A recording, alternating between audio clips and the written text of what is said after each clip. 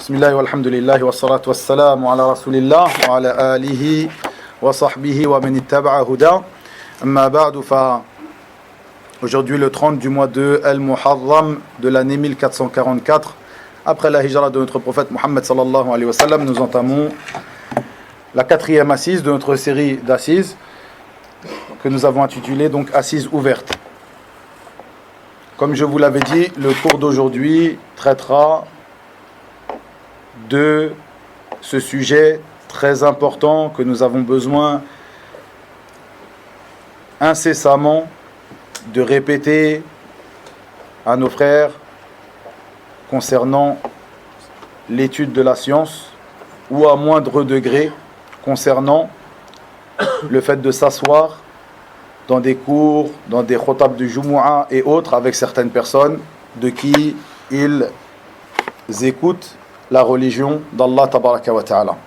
Sur la parole de ce grand imam Muhammad ibn Sirin rahimahullah ta'ala, inna hadha al-ilma din fanzuru amman ta'khudhuna dinakum. Certes, cette science est une religion, regardez donc de qui vous la prenez. C'est un sujet que j'ai déjà traité à de maintes reprises, mais qui demande d'être répété, comme je l'ai dit, incessamment.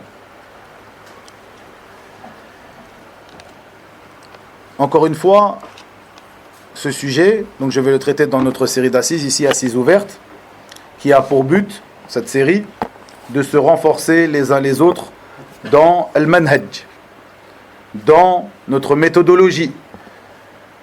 Se renforcer, car certains d'entre nous, et ceci touche l'ensemble d'entre nous, peut avoir à certains moments une faiblesse. Et ceci est la croyance des gens de la sunna, comme vous l'avez étudié. La croyance des gens de la sunna à propos de la foi, l'iman, et que cette dernière augmente et diminue. Comme cela, ta faiblesse et ta force à propos de ton manhaj, de ta méthodologie, augmentera parfois et diminuera parfois. Et certains, plus que d'autres. Et comme je l'ai dit, certains ont une faiblesse au niveau de leur manhaj, soit parce que eux-mêmes sont de base faibles dans leur suivi de ce manhaj, soit à cause d'éléments extérieurs qui viennent les affaiblir, comme par exemple l'endroit où l'on habite, la mosquée que l'on fréquente, les gens avec qui on s'assoit, les fréquentations, que ce soit les amis, parfois la famille, parfois les gens auprès de qui on s'assoit pour écouter la religion d'Allah tabaraka wa ta'ala. Je dis écouter, car avant de parler, d'étudier la religion d'Allah azza wa jal, certains viennent, que ce soit pour ça s'asseoir à un cours de science, ou la khutbah de Jumu'ah, ou même des assises un peu plus privées, viennent auprès de certaines personnes qu'ils estiment comme étant des gens qui sont plus avancés que eux dans la religion d'Allah azza wa jal, pour écouter de eux la religion d'Allah.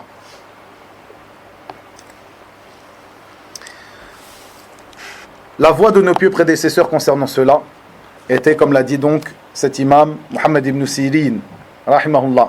Certes, cette science est une religion, la science que vous apprenez, la science que vous écoutez, ceci est une religion. Regardez donc de qui vous l'apprenez. Comme cela, il disait rahimahullah, Muhammad ibn Sirin encore une fois, avant les épreuves, il parle par cela de la propagation des ambiguïtés et des innovations. Avant ces épreuves, la propagation de ces ambiguïtés et innovations, nous ne demandions pas à propos de la chaîne de transmission. Puis, lorsque sont arrivées ces épreuves, lorsque se sont propagées ces innovations et ces ambiguïtés, nous demandions aux gens de nous donner le nom des gens de qui ils ont pris. De nous donner le nom des gens qu'il y a dans leur chaîne de transmission. C'est-à-dire, afin de savoir de qui cette personne a pris la science, de qui l'autre a pris la science, etc., etc., pour faire attention aux gens de l'innovation, ne pas s'asseoir auprès d'eux, ne pas prendre d'eux. Et comme cela, nous voyons cette parole de cet imam, Abdullah ibn al-Mubarak. Inna al-isnada min ad-din. la chaîne de transmission, al-isnad, fait partie de la religion. وَلَوْلَا الْإِسْنَادِ لَقَالَ مَنْ شَاءَ مَا شَاءَ. S'il n'y avait pas cette chaîne de transmission, n'importe qui aurait dit n'importe quoi. Cette chaîne de transmission, les gens de qui tu as appris, de même que les gens de qui a appris celui qui t'enseigne. Ceci est une grande base chez les gens de la sunna. Connaître la personne qui est en face de toi, et comme la science est un lien qui lie les gens entre eux, un lien qui parfois, ou bien souvent, est plus fort qu'un lien de parenté, l'élève a comme lien avec son éducateur, son enseignant, un lien bien souvent plus fort que le lien qu'il a avec son père biologique. Tu dois donc, lorsque tu prends la science de quelqu'un, connaître son nom de famille par exemple, quelle est cette personne qui est devant toi. Quand je dis son nom de famille, c'est-à-dire savoir qui est cette personne qui est devant toi, faire la différence entre Mohammed et Mohammed. Mohammed fils d'un tel ou Mohammed un tel et l'autre Mohammed. De même, de savoir qui est son père en religion, qui est son père en science, qui sont les gens de qui il a pris la science. Nous voyons la parole du prophète sallallahu alayhi wa sallam: Tasma'una wa yusma'u minkum wa yusma'u mimman sami'a minkum. Vous entendez et on entend de vous, c'est-à-dire vous entendez le hadith que je rapporte et on entend ce que vous rapportez de moi comme un hadith et on entendra ce qui est rapporté de vous. Ce hadith aussi est une base concernant les chaînes de transmission, savoir quelles sont les personnes qui sont dans cette chaîne de transmission. Et donc, ceci à propos de la science du hadith, comme on l'a déjà étudié ensemble, et de manière plus générale, l'apprentissage de la religion. Donc, il te convient, lorsque tu t'assois chez quelqu'un, tu étudies la religion, tu entends la religion d'une personne, car sans aucun doute, comme je l'ai évoqué, s'asseoir à une khutbah de Jumu'ah, la personne qui est sur le minbar, il te parle de mécanique, il te parle de pâtisserie, ou il te parle de la religion d'Allah tabaraka wa ta'ala en disant qala Allah wa qala rasuluhu sallallahu alayhi wa sallam. Et vous l'avez entendu dans le cours des fondements de la sunna, comme on l'a entendu précédemment, que l'ensemble des gens de l'innovation, leur méthodologie était de faire sortir les textes de ce qui était voulu par ces textes. Comme cela la parole de Abdullah ibn Umar radiyallahu anhuma, où il disait: Al-Khawarij ont pris les versets qui ont été descendus sur les mécréants et les ont appliqués aux croyants. Ils ont fait sortir le texte de sa bonne compréhension. Donc une personne qui est sur le minbar, qui te dit Allah a dit et son prophète sallallahu alayhi wa sallam a dit, est-ce que ceci suffit pour que tu entendes la religion de lui? Plutôt nous voyons que les compagnons portaient une grande attention à cela. Et en particulier après eux, puisque c'est à ce moment-là que les innovations et les ambiguïtés se sont répandues, ceux qui les ont suivis dans le bien. Ce qu'on appelle les pieux prédécesseurs, as-salafus salih. Ils portaient une grande attention sur cela et une grande importance à cela. C'est pour ça qu'il est rapporté qu'ils ne prenaient pas le hadith d'une personne avant d'avoir demandé à propos de lui sur toutes les facettes de sa vie. Où rentre-t-il? D'où sort-il? Qui sont les gens avec qui il reste? De qui a-t-il pris la science? Et il est rapporté de certains d'entre eux qu'ils demandaient à propos d'une personne avant de rapporter un hadith de lui, comme s'ils demandaient à propos d'une personne de qui ils voudraient marier leur fille. Tellement ils recherchaient à savoir qui est cette personne, de qui a-t-il pris la science, d'où vient-il, etc.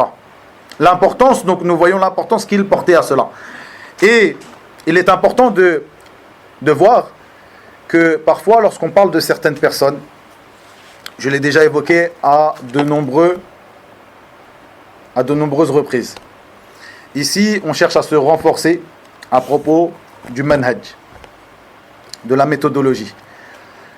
Une chose qui est acquise pour beaucoup d'entre nous, mais il est toujours bon de le rappeler comme je viens de le rappeler ici, que les gens de la sunna ne prennent pas la science des gens de l'innovation. À partir du moment où une personne est connu comme étant un innovateur, nous ne prenons pas la science de lui. Je pense que c'est quelque chose qui est connu et acquis chez l'ensemble d'entre nous. Le problème qui se pose à beaucoup de jeunes, c'est de faire la différence, premièrement, entre une personne qui fait partie des gens de la sunna et une personne qui n'en fait pas partie. Et ceci, même si cette personne s'affiche comme étant parmi les gens de la sunna. Il serait trop long à énumérer toutes les règles qui sont à suivre pour faire la différence entre celui-ci et celui-là. Mais beaucoup de ces règles, je l'ai évoqué pendant les cours qui ont précédé. Vous avez entendu de moi beaucoup de ces règles. Et en particulier, la compagnie d'une personne. Juger une personne, comme on en a parlé, vous vous rappelez, la semaine passée dans les questions après l'assise ouverte. La compagnie d'une personne. Une personne que tu ne vois jamais avec les gens de la sunna. Ou que tu vois avec les gens de la sunna, mais qui donne aussi son visage aux gens de l'innovation. Ou aux gens des ambiguïtés. Qui est complaisant envers eux, dans ses paroles et autres. Vous avez entendu la parole de l'imam Ahmed, qu'il a donnée à l'imam Abu Daoud, lorsqu'il parla d'une personne qu'il voit avec les gens de l'innovation, une personne qui est connue comme étant quelqu'un des gens de la sunna, mais qui les voit rester avec les gens de l'innovation. L'imam Ahmed de lui dire, conseille-le, s'il accepte le conseil, ceci est une bonne chose, sinon, alhiqhu bihi, ou bihim. Si tu le conseil et qu'il accepte, ceci est une bonne chose. Sinon, apparente-le à eux, aux gens de l'innovation avec qui il reste. Parce qu'une personne, et ceci fait partie, comme je l'ai dit la semaine passée, de la bonne compréhension de l'imam Ahmed, sa compréhension de ce hadith où le prophète sallallahu alayhi wa sallam dit Ala adullukum ala shay'in idha fa'altumuhu tahabbtum afshu as-salama baynakum. Ne vous montrerai-je pas une chose que si vous la pratiquez, vous vous aimerez les uns les autres? Répandez le salam entre vous. Et l'imam Ahmed, lorsqu'il commente ce hadith, il dit, dans le sens de ses paroles, celui qui passe le salam aux gens de l'innovation, celui-là, il les aime. Le prophète sallallahu alayhi wa sallam a montré dans ce hadith que ceci fait partie des choses par lesquelles nous ramenons de l'amour entre nous. Donc comment une personne qui détesterait les gens de l'innovation serait prête à leur passer le salam? Et comme je l'ai dit, ceci, dans certains cas, et à certains moments, quand j'ai parlé de al-hajr, c'est-à-dire le fait de boycotter quelqu'un. Dire qu'on ne dit pas de manière absolue qu'une personne qui n'est pas sur la sunna, tu ne lui passes même pas ou tu ne lui réponds pas à son salam.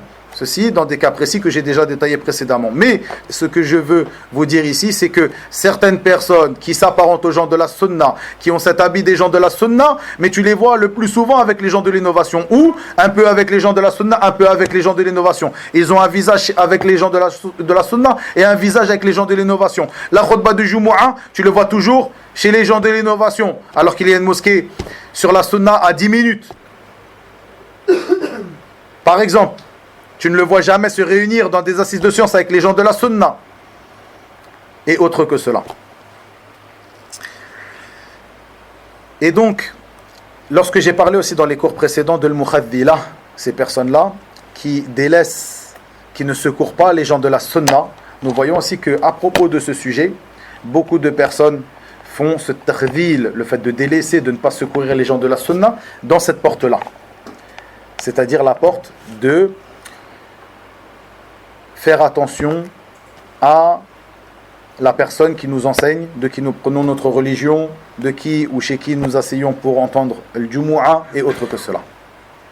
Et avant de rappeler certaines paroles des gens de science, je voudrais mettre en avant une chose que j'ai rappelée aussi beaucoup par le passé, le fait que pour savoir qui est cette personne de qui tu vas prendre la science, il ne suffit pas que cette personne soit une personne parmi les gens de la sunna. Ici, nous avons vu que les gens de l'innovation, tu ne prends pas la science d'eux. Les gens des ambiguïtés, tu les délaisses. Ceci est clair. Si une personne fait partie des gens de la sunna, est-ce que ceci suffit pour que tu t'assoies à son cours et que tu apprennes la religion de lui? Parce qu'il fait partie des gens de la sunna. Non. Il faudra que cette personne ait aussi la capacité, la science, qui lui permette d'enseigner, de transmettre le message de l'islam. Est-ce que chaque personne qui aurait étudié est une personne qui serait apte à transmettre? C'est une chose qui n'a même pas besoin, on n'a même pas besoin de réfléchir à propos de cela. Ce n'est pas toute personne qui aurait étudié qui est apte à transmettre ce qu'il a étudié.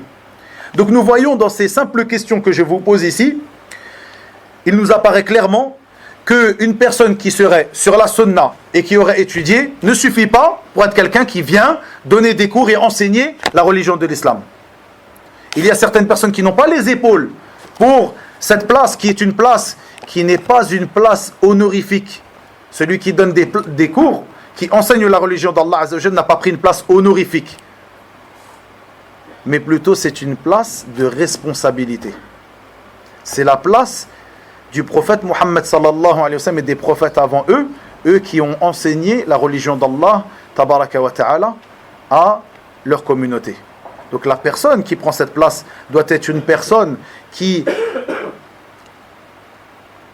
réunit plusieurs caractéristiques. Et même s'il ne voit pas cela de lui, mais si autre que lui, parmi les gens qui sont des gens de qui on prend leur avis, parmi les savants et les étudiants en sciences, voit cette chose-là de lui, eh bien cette personne doit accepter ce jugement de ces personnes-là, même si lui, il ne voit pas cela de lui.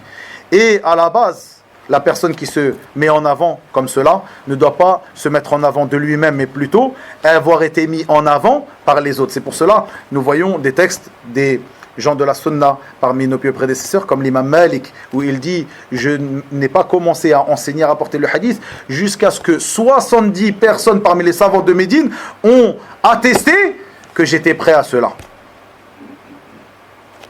Où en est-on de nos pieux prédécesseurs, nous qui nous revendiquons de ce manhaj? On se revendique de ce manhaj, mais où en est-on de ce manhaj?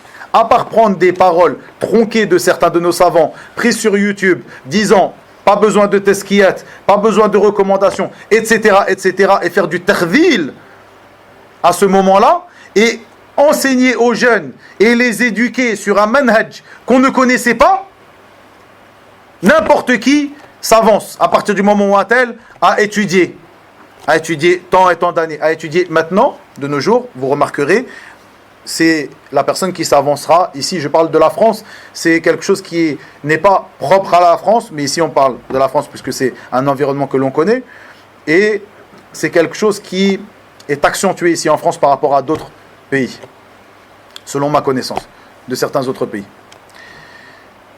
Une personne, n'importe laquelle, donc viendra et ramènera un curriculum vitae, a étudié tant d'années, où c'est assise, bien sûr, il dit c'est assise pour pas dire que cette personne est un élève, puisqu'en réalité, le shir chez qui il s'apparente ne le connaît pas. Donc si on revient un jour au shir et qu'il nous dit je ne connais pas cette personne-là, mais c'est possible qu'il se soit assis dans mes cours, il pourra dire je n'ai pas dit que j'étais son élève, j'ai dit que je me suis assis chez lui.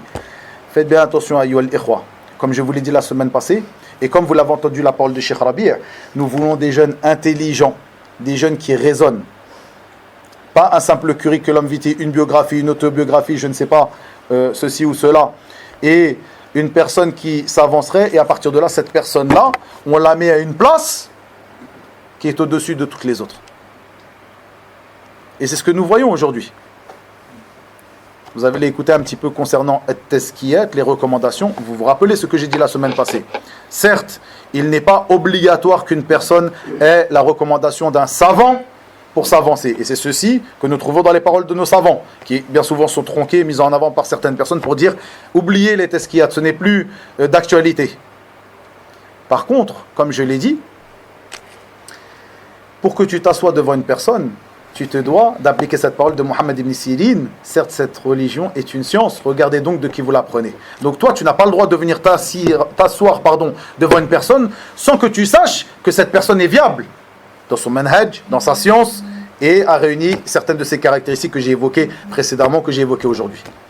Ça t'incombe à toi qui viens prendre la science, qui vient écouter la khutbah de Jumu'ah, qui vient apprendre la religion d'Allah. Même si cette personne-là, lui, il n'est pas obligé d'avoir même étudié chez les savants. Il se peut qu'une personne n'a pas étudié chez les savants, ait eu par la permission d'Allah Azza wa Jalla un petit peu de science et décide dans sa mosquée, chez les frères de sa ville, de les faire profiter de telle ou telle science. On ne dira pas « Ittaqillah, tu as été à l'encontre de la méthodologie des gens de la sunna ». Non, ce n'est pas notre voie, ceci est de l'exagération. Nous n'appelons pas à ça. Mais faites bien la différence entre une personne qui ferait cela dans la mosquée de sa ville et une personne qui ferait cela dans la mosquée de sa ville ou autre que la mosquée de sa ville avec une radio qui diffuse ses cours, avec ses cours qui sont diffusés chez tout le monde, avec une chaîne Telegram comment ça s'appelle, YouTube, des cours en direct comme cela, etc., etc., etc. Ces cours qui sont c'est-à-dire quelque chose qui serait propre à quelqu'un qui serait d'un niveau au-dessus que cette personne-là.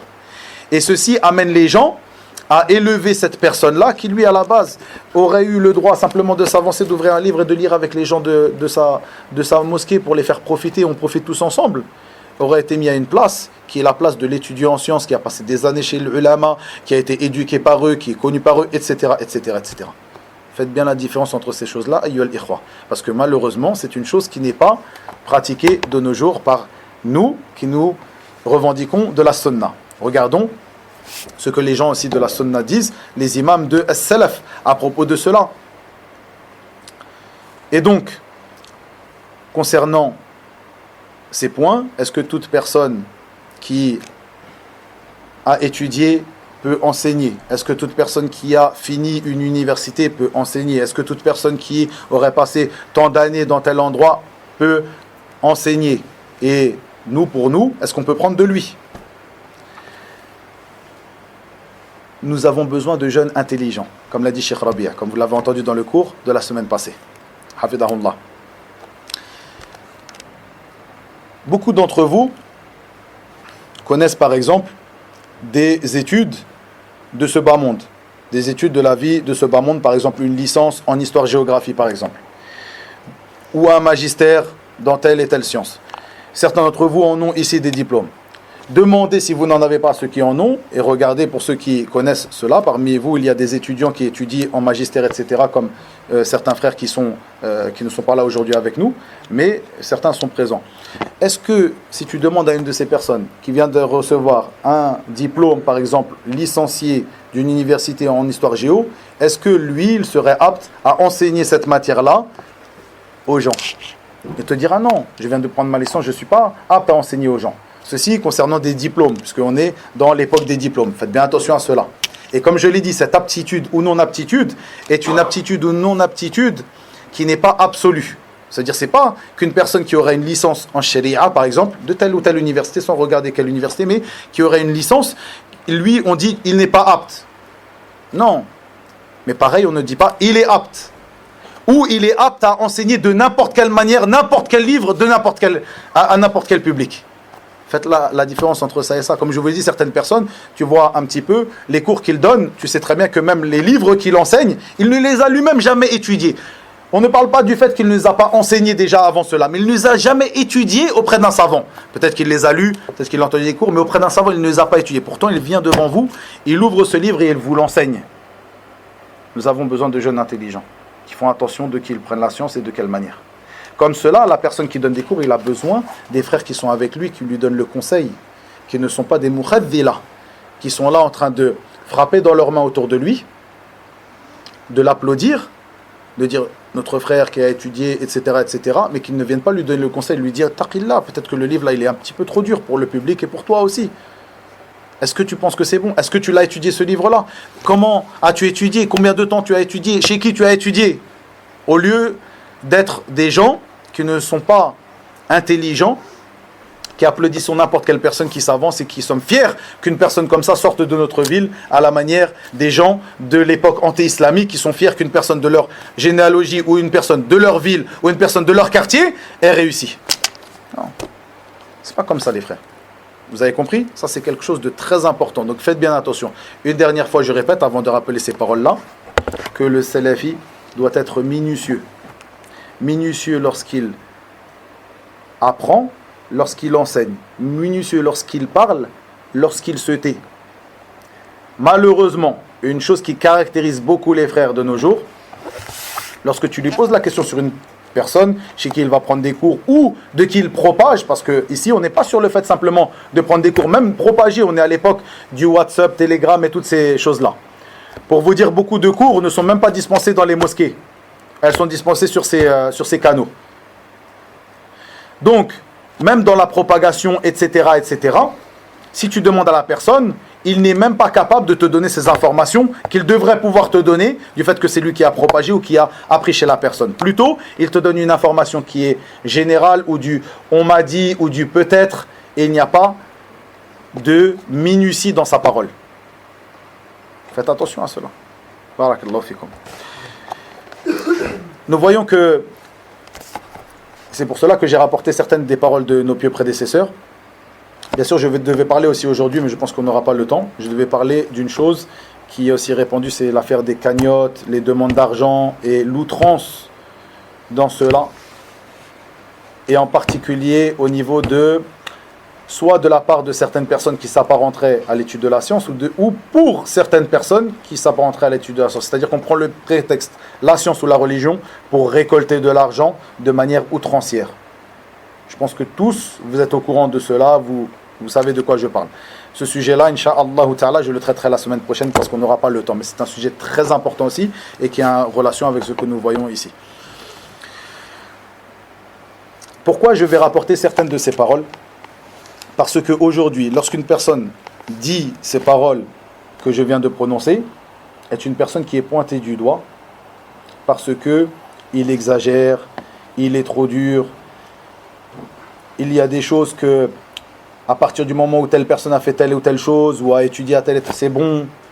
Il ne faut pas être trop dur par rapport à cela. De même, lorsque certaines personnes qui peuvent être interrogées sur d'autres personnes, c'est ça exactement la tazkiya, c'est-à-dire la recommandation qui est importante que nous devons voir ici. Même si on voit que certains de nos savants nous disent donc que la recommandation n'est pas une obligation pour faire da'wah, ils parlent bien sûr de la recommandation des gens de science, des savants. Si tu écoutes bien les paroles, comme par exemple la parole de Cheikh Sulaiman Ar-Ruhaili qui est répandue, qui a été traduite en français, si tu écoutes bien les conditions qu'il met en avant et de quoi il parle, il dit clairement que ce n'est pas toute personne qui fait la prédication qui peut être connue des savants. Donc là, ici, il parle bien des recommandations des savants. Mais les personnes, une personne ne peut pas venir de nulle part, être quelqu'un d'inconnu et s'avancer pour donner des cours et que n'importe qui vient prendre de lui. C'est ce que j'ai détaillé la semaine passée. Donc, lorsqu'on parle de ces personnes-là qui peuvent comprendre les bases de la recommandation, qu'est-ce qu'une recommandation, et peuvent recommander les autres, comme par exemple les étudiants en sciences qui connaissent, qui sont en place dans le pays, qui connaissent les gens autour d'eux, etc., qui disent, cette personne-là, oui, je la connais, j'étais avec lui dans tel endroit, il a étudié ici, il s'est réellement assis chez les gens de science, il a réellement fait ça, parce que, bien souvent sur ce CV, donc curriculum vitae de certaines personnes, a étudié 10 ans dans tel endroit. A étudié, qu'est-ce que ça veut dire à étudier pour lui ?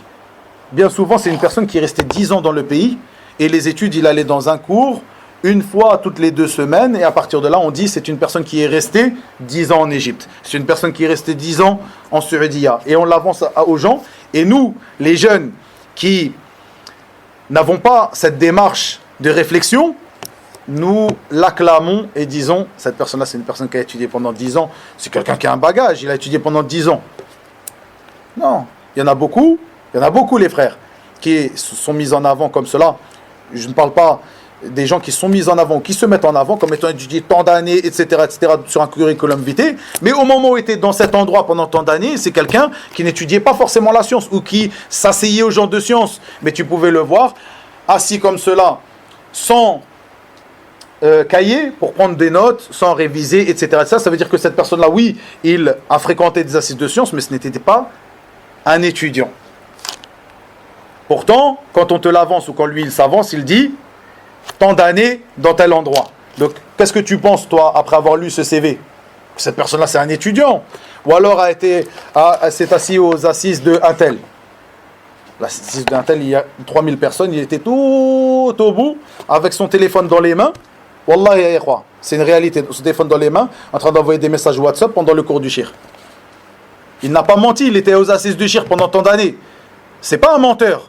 C'est à nous d'avoir cette réflexion, de connaître les bases de ce manhaj et de faire attention de qui nous prenons la science. Pour ne pas tomber dans ces mêmes problèmes dans lesquels nous sommes tombés précédemment. Et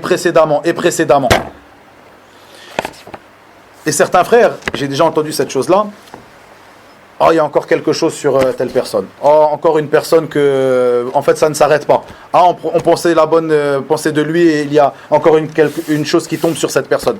Mais si vous aviez cette démarche dès le début, peut-être qu'il n'y aurait pas eu cette mise en garde sur lui. Après, tu es parti chez une autre mise en garde sur lui et tu es parti chez une autre. Non, si tu avais fait les choses correctement dès le début. Pour ne pas trop vous fatiguer avec ces paroles. Nous voyons que l'imam Muslim dans... Bon, bien sûr, pourquoi je reviens à cette parole, pourquoi j'évoque ces paroles ici, pour vous montrer que ce n'est pas toute personne qui va mettre en garde, pointer du doigt ces mots, qui touchent la communauté, le grand nombre de personnes qui s'avancent sans droit, le grand nombre de personnes qui sont élevées sans droit, etc., etc. Ce n'est pas parce qu'il pointe du doigt cette chose-là que forcément c'est quelqu'un qui veut du mal aux gens ou qui veut du mal à la communauté. Plutôt, écoutez ces paroles de nos pieux prédécesseurs. Nous voyons que l'imam Muslim, dans l'introduction de son livre As-Sahih, je vous ai déjà parlé, le Sahih de l'imam Muslim, qui est mort en quelle année l'imam Muslim? Fadal Tariq. 261. Ahsant. L'imam Muslim, dans l'introduction de son livre, qui est l'introduction donc au début de son livre, le recueil authentique de l'imam Muslim. Et comme je vous l'ai dit précédemment, la condition de l'imam Muslim dans son Sahih est différente de sa condition pour accepter les informations dans son introduction.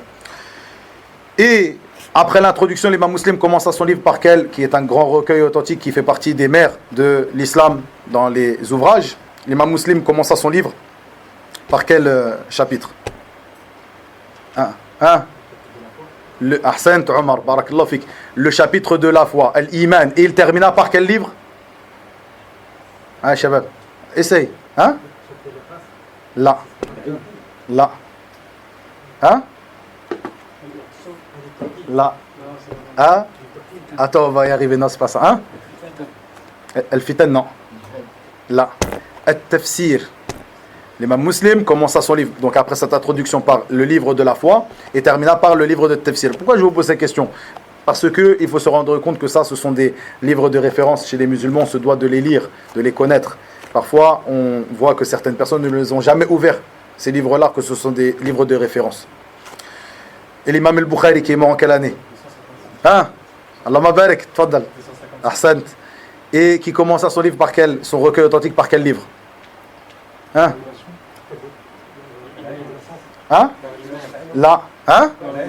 La révélation, Ahsant, le début de la révélation, Bad'u al-Wahy.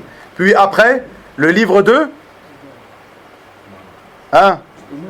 Al-Iman. Après, le livre de la science. Et après, le livre de l'Wudu, etc., etc. Il termine son livre par le livre de l'I'tisam, l'accompagnement à la Sunna, puis le livre de Tawhid. Le dernier des livres, dernier des chapitres, c'est le livre de l'unicité. Avant celui-là, le livre de l'I'tisam que Biram a rappelé précédemment.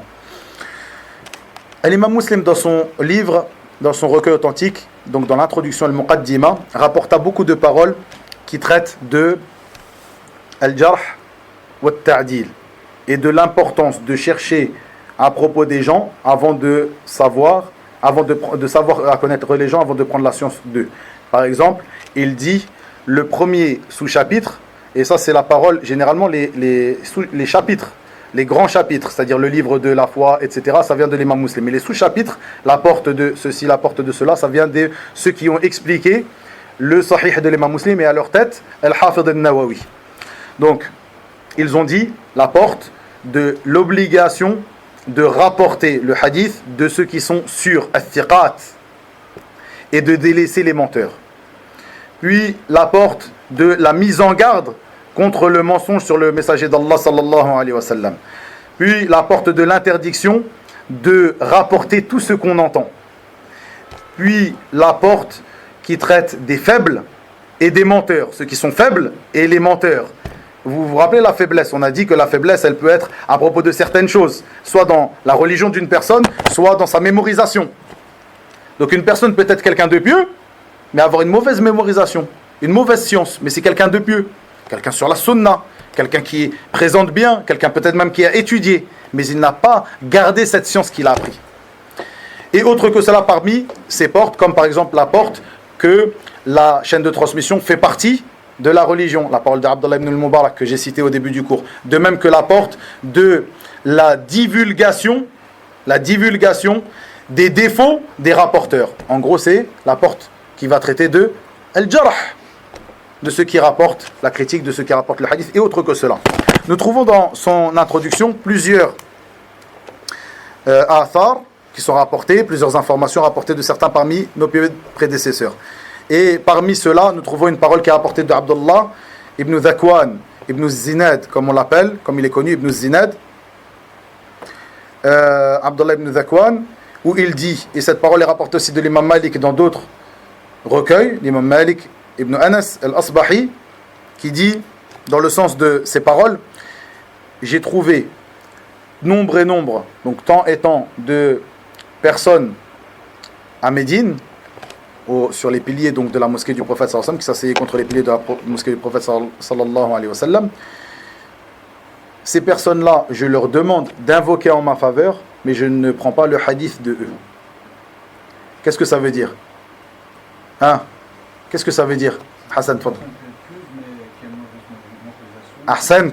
Cette personne-là est quelqu'un de pieux. Je leur demande d'invoquer en ma faveur, car ce sont des gens pieux. J'ai ce bon soupçon sur eux. Donc des gens sur la sunna, forcément. Là, on ne parle même pas des gens de l'innovation.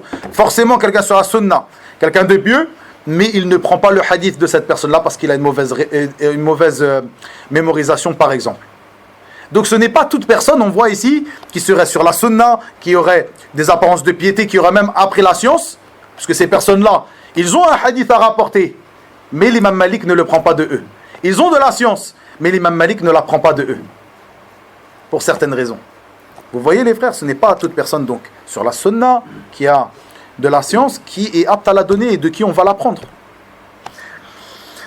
Nous voyons aussi que l'imam Malik, rahimahullah, ceci n'est pas rapporté dans le Muqaddimah de l'imam Muslim, il dit, ceci est une règle les frères, barakallahu fikum, l'imam Malik ibn Anas al-Asbahi qui est mort en quelle année? Hein? Tariq. Ahsant, 179. Il dit, on ne prend pas la science de 4 personnes. On ne prend pas la science de 4 personnes. La première, un sot, un imbécile, un sot qui affiche sa sottise. Et ceci même si c'est la personne qui rapporte le plus de hadith. On l'applique un petit peu, on va essayer de comprendre cette parole. Un sot, quelqu'un qui affiche de la sottise. Et ceci même si c'est une personne qui a beaucoup de science. Si c'est quelqu'un qui affiche de la sottise, qui parle d'une mauvaise manière avec sottise, qui se comporte avec les gens à la manière d'un sot, même si c'est quelqu'un qui a beaucoup de science, je ne prends pas la science de lui. Il dit ensuite, un innovateur qui appelle à son innovation. Ensuite il dit, celui qui ment dans la parole dans son discours avec les gens, et ceci même si je ne lui impute pas de mentir sur le messager d'Allah sallallahu alayhi wa sallam. Cette personne-là, vous vous rappelez dans la science du hadith, ce que nous avons expliqué, comment on l'appelle cette personne-là? Quelqu'un qui est connu pour mentir lorsqu'il parle avec les gens, mais qui n'est pas connu pour avoir menti sur le prophète sallallahu alayhi wa sallam.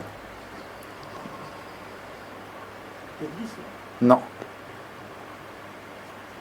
Muttaham bil kadhib. C'est-à-dire on le soupçonne ou on l'accuse Ahsant, il est accusé de mensonge. Il ment dans la parole qu'il donne aux gens. Il y a des gens comme ça. Quelqu'un qui aurait pu même être un étudiant en sciences, mais il est connu pour mentir. Ça, c'est une chose qui fait que tu délaisses l'apprentissage auprès de lui. À l'inverse de certaines autres personnes, je vais vous donner une autre parole ici. Et il dit, et une personne pieuse, adorateur d'Allah, qui est une personne méritoire, lorsque cette personne ne mémorise pas ce qu'il rapporte comme science. Personne pieuse sur la sunna, qui a appris la science, mais cette science-là, il n'a pas su la garder. Allahu Akbar. Regardez ces 4 personnes à propos de qui l'imam Malik a dit, tu ne prends pas la science d'eux. À l'inverse, nous voyons cette parole de ce grand imam, Sulayman ibn Mihran, qui est surnommé Al-A'mash. Cette personne-là qui était une personne connue, rahimallah, comme étant quelqu'un de difficile dans son comportement. Difficile. Il était dur avec ses élèves. Et il disait, lorsqu'il vit une de ces personnes qui assistait à ses cours et qui prenait le hadith de lui, qui ne venait plus, il demanda après lui, pourquoi un tel ne vient plus? Et les autres élèves ont dit, parce que, en gros, ton comportement est difficile pour lui à gérer.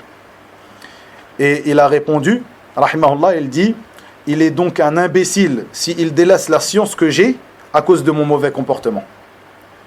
Parfois, une personne que tu peux voir être un peu dure, avoir certains comportements, du moment que ça ne sort pas de ce qui est obligatoire comme comportement d'avoir envers Allah tabaraka wa ta'ala et ses créatures, mais c'est quelqu'un qui est peut-être un peu dur, mais cette personne-là n'est pas une personne de qui tu délaisseras sa science, à l'inverse de ces personnes-là qui ont été évoquées par l'imam Malik. Regardez la balance des gens de la sunna avec laquelle nous devons balancer les œuvres. Certaines personnes disent, cette personne-là, j'ai eu une mauvaise expérience avec lui, un jour il m'a regardé de travers, un jour il m'a répondu un peu sèchement, alors je ne vais plus à ses cours.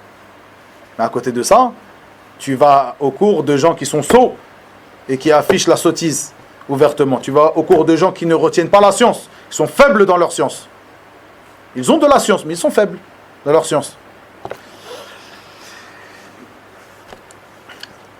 Concernant les frères, les recommandations que tu dois avoir pour une personne de qui tu diras que cette personne est une personne des gens de la sunna, de même, une personne de qui tu prendras la science.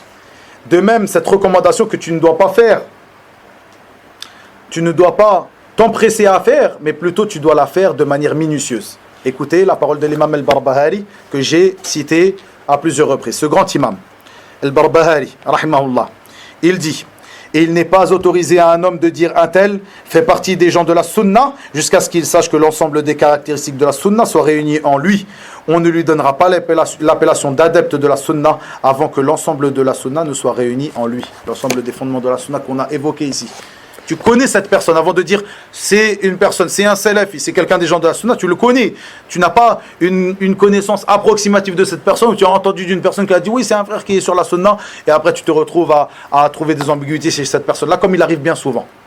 Donc faites attention quand vous parlez, les frères, comme ils disent, retenez votre langue avant de prononcer. Pourquoi ? Regardez la parole de Cheikh Al-Fawzan après, dans son explication de cette parole de l'imam Al-Barbahari. Il dit: ne recommande ni ne fait les éloges d'une personne si ce n'est avec science, afin que les gens ne soient pas trompés par ton éloge à son égard, alors qu'il n'est pas comme tu leur as décrit. Tu dis c'est un salafi, il n'y a pas de problème, va prendre la science de lui, il n'est pas comme tu l'as décrit. Mais toi, par manque de minutie et d'assiduité dans l'étude d'une personne et du cas d'une personne, avant de la recommander aux gens, de te la recommander à toi-même, regarde ce que tu as fait, le grand désordre que tu as mis sur la terre, par ton éloge à son égard, alors qu'il n'est pas comme tu l'auras décrit. Lorsque tu te seras assuré de lui, de sa voix, de sa science et de sa rectitude, alors tu le recommanderas. Je répète, lorsque tu te seras assuré de lui, de sa voix, de sa science et de sa rectitude, alors tu le recommanderas. Mais te précipiter à lui faire des éloges et le recommander sans ne rien savoir à propos de lui, ceci est une recommandation, une teskia dangereuse qui trompera les gens à propos de cette personne. Si seulement ceux qui recommandent, qui font teskia, les gens s'arrêtaient à cela et ne recommandent que ceux qui remplissent les conditions de la recommandation, car cette dernière est un témoignage. Si elle est erronée, elle devient alors un faux témoignage. Allahu Akbar. Tu crois que parce que tu n'es pas un prédicateur ou un imam d'une mosquée, lorsque tu dis à une personne va chez lui, c'est un frère sur la sunna, il a de la science, il a étudié, va apprendre chez lui, tu n'as pas fait une recommandation, tu rentres dans cette parole. Concernant les recommandations, et comme vous l'avez entendu, recommandation, une teskia, c'est pas quelque chose que nous inventons, c'est une chose qui existe réellement. Et par rapport à cela, nous voyons que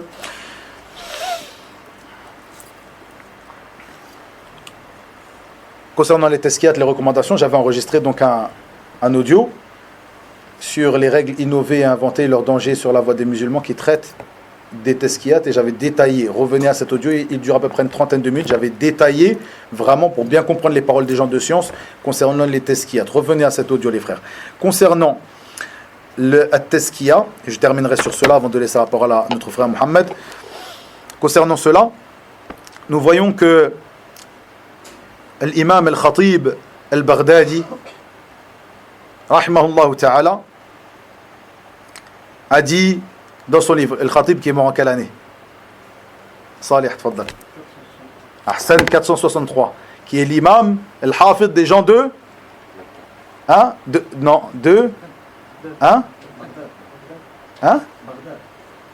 en fait il est appelé et surnommé al-Hafid des gens de l'Orient.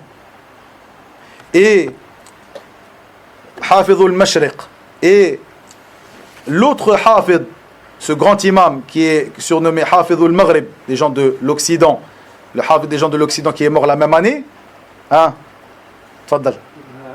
Ahsant ibn Abd al-Barr al-Maliki, rahimahullah.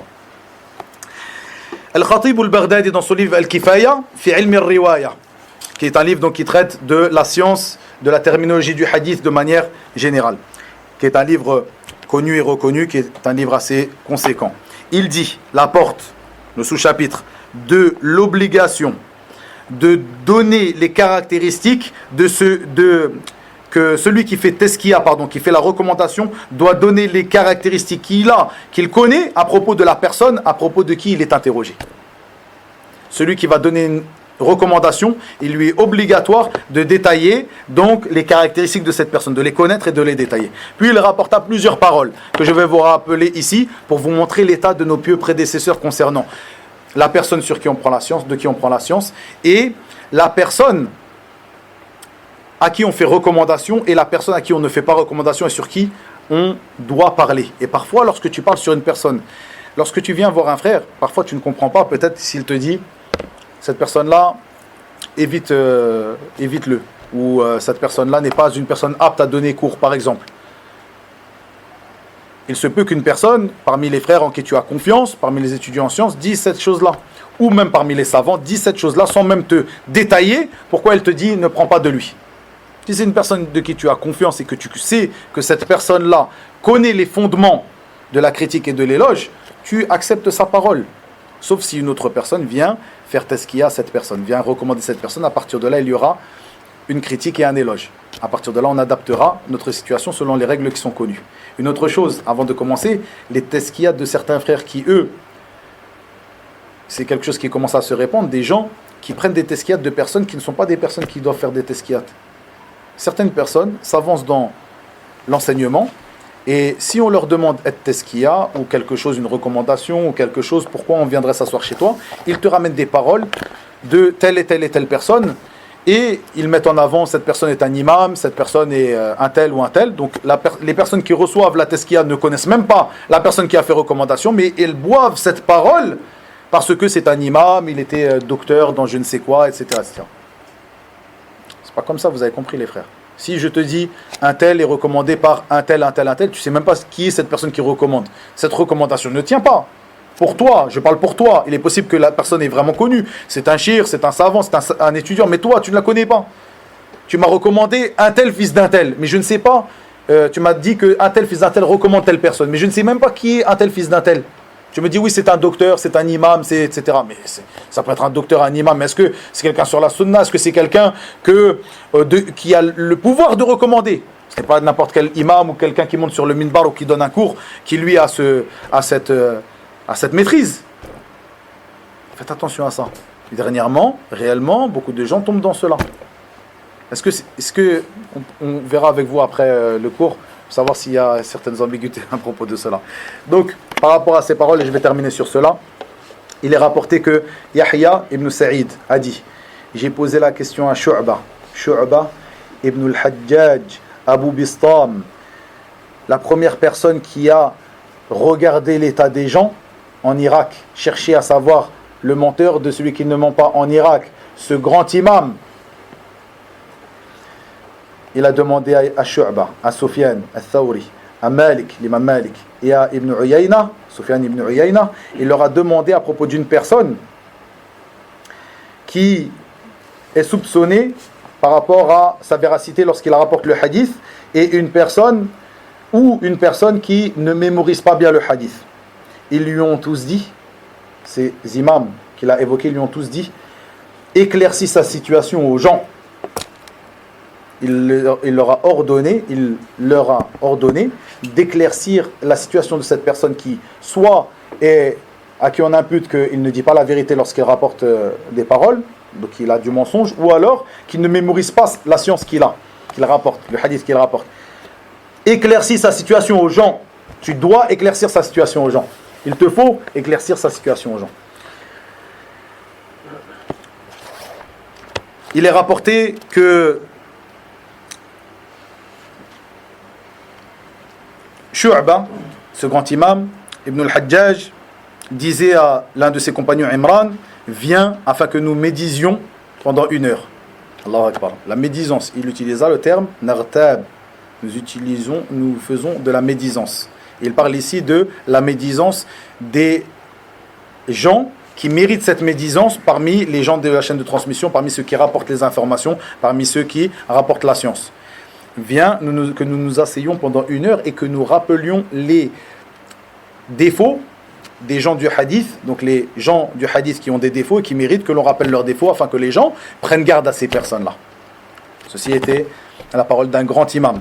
Pareil, l'imam Ahmed, une personne parmi ses compagnons, lui a dit, cette personne, Mohammed ibn Bandar al-Sabbak, a dit à l'imam Ahmed, il m'est difficile de dire un tel est faible, un tel est un menteur, un tel est faible.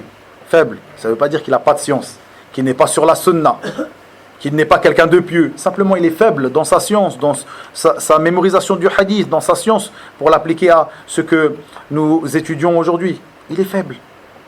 On n'a pas dit c'est un mubtadi', c'est ceci, c'est cela. Bien faire la différence quand quelqu'un te dit un tel ne va pas, ce n'est pas quelqu'un qui est viable pour donner de la science, pour enseigner par exemple.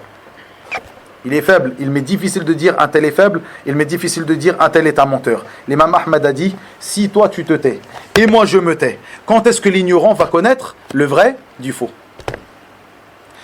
Une dernière chose, il est rapporté, et ceci nous montre que certaines personnes peuvent avoir la bonne pensée sur une autre, mais que celui qui connaîtra plus encore la situation de la personne ou qui sera plus ancré dans les bases, les fondements de cette science, celui-là aura peut-être vu des choses que les autres n'auront pas vues, et même si ces autres sont des gens de science et des gens estimés et estimables.